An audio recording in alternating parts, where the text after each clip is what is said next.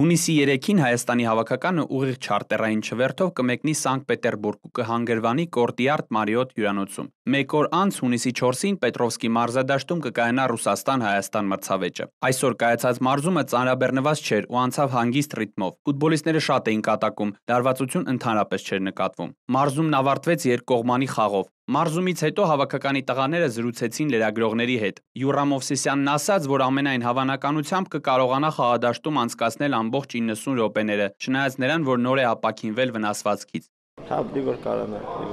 նայած խաղը ոնց կետա, բայց եթե ամեն ինչ լավ է տա, կդիմանամ։ Հայազգի հարձակվողը համոզված է, որ Հայաստանի ընտրանին կարող է լավ արդյունք գրանցել այս խաղում։ Իմ կարծիքով, որ կավելի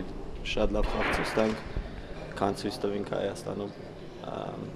քանի որ ծանոթացանք ենք ռուսներին, իրանց թիմին ու հիմա ավելի հանգիստ խաղանք։ Ինչ վերաբերում է ակումբային գործերին, ապա Մովսիսյանը դժվարացավ պատասխանել, թե ինչու տեղ չի գտնում Կրասնոդարի մեկնարկային կազմում։ Չգիտեմ, մարզիչի համար կտամ դու հարցրը։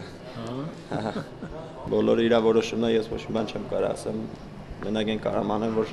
պարամետրերը միշտ 100% պարապեմ, միշտ լավ մարզավիճակի լինեմ ու սպասեմ իր ծոր ասած սելեկցիային։ Վերջում նա խոստովանեց, որ շատ լավ հասկանում էր, թե ինչ քայլի է դիմում տեղափոխվելով ռուսական այդ քաղաքը։ Մի քիչ տարբեր է բարձավ մնացած տեղերից, որտեղից եղել եմ, բայց հարմարվելու վրա է ու կոպիտ ասած քաղաքը ինձ ոչ մի բան չի տալի, ես ընդ ֆուտբոլի համար եմ գնացել ու մենակ դրա համար եմ ես ընդ ոնց որ դրամադրվել է, որ ֆուտբոլ խաղամ ու վсё։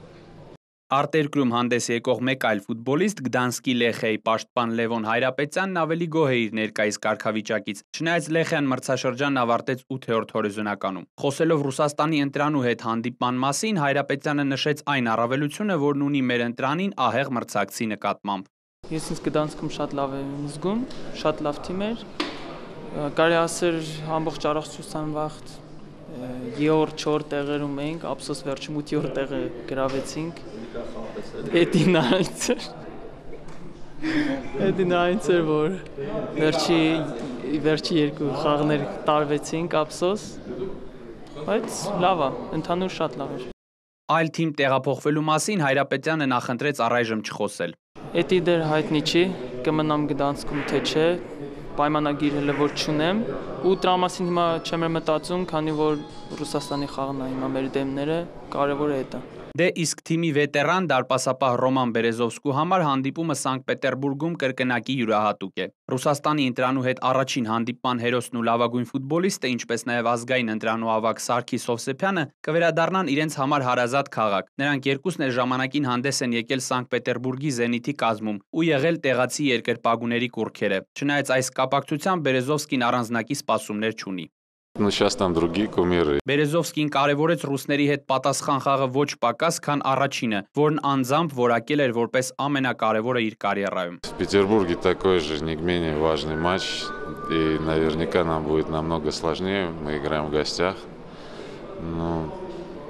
Петербургское поле для нас с Саркисом тоже является родным, поэтому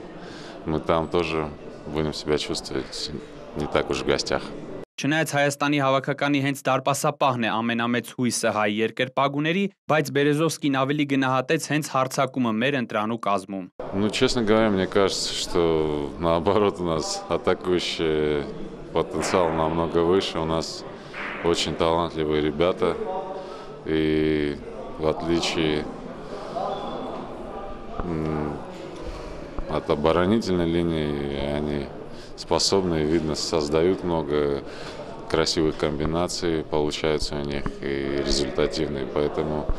я не думаю, что атакующая линия чем-то уступает обороне. Իսկ այն հարցին, թե սա արդյոք ամենաուժեղ Հայաստանի հավաքականն է 1996 թվականից սկսած, այսինքն այն պահից ի վեր, ինչ նա հանդես է գալիս երկրի առաջին թիմում, Ռոմանն ասաց. Это команда самая уверенная, прежде всего. Ну, следовательно, наверное, самая сильная, подготовлена хорошо.